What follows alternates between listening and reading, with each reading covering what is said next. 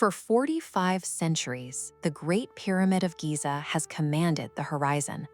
Rising 146 meters into the sky, it remains a landmark of human willpower. Over 2 million individual blocks of stone, weighing up to 80 tons, were assembled before the invention of the wheel or the discovery of iron. Without pulleys or engines, the builders moved and stacked millions of tons of material.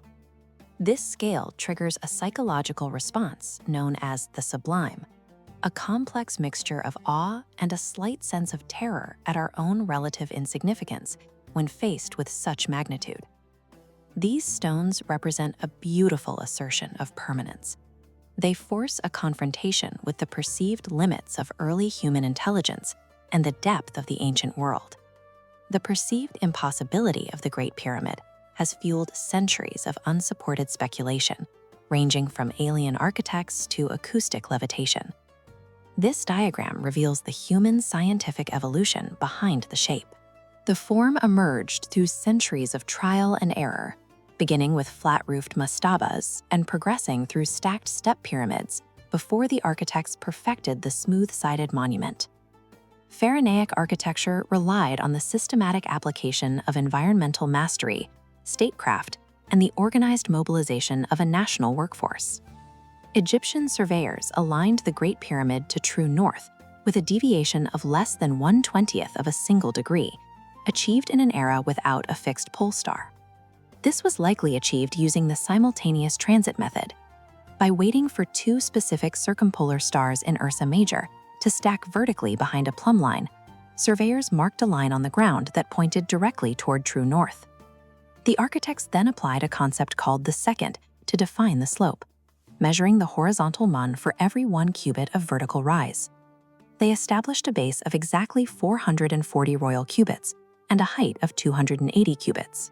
This specific geometry yielded unexpected mathematical results. Dividing the 1,760-cubit perimeter by the 280-cubit height produces a ratio of 6.28, a close approximation of 2 times pi.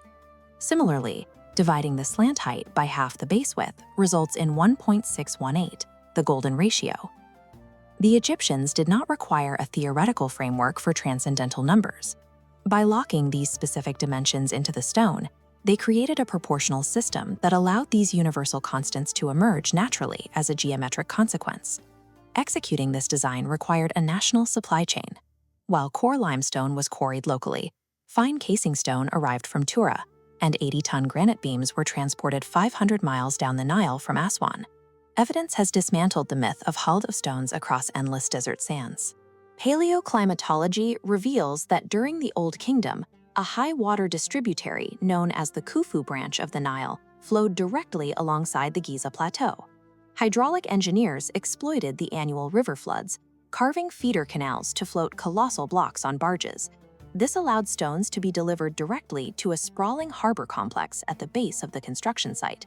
The Diary of Menkaure, a 4,500-year-old papyrus discovered in 2013, provides the written proof of this operation. Written by a middle-ranking inspector, the journal functions as a spreadsheet. Menkaure documented his crew loading blocks at the Tura quarries and navigating an intricate network of artificial waterways to reach the harbor. By marrying hydrology to construction, the Old Kingdom turned the natural landscape into a massive logistical tool.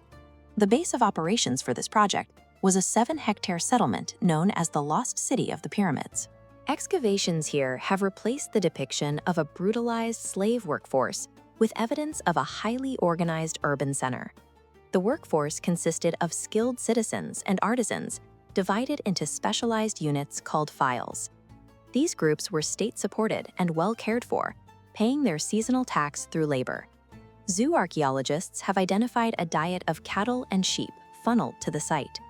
This engine fueled thousands of workers through industrial-scale bakeries and state-run supply chains. The necessity of organizing this project forged the complex bureaucracy of the early Egyptian state. The pyramid stands as the ultimate expression of a collective national will.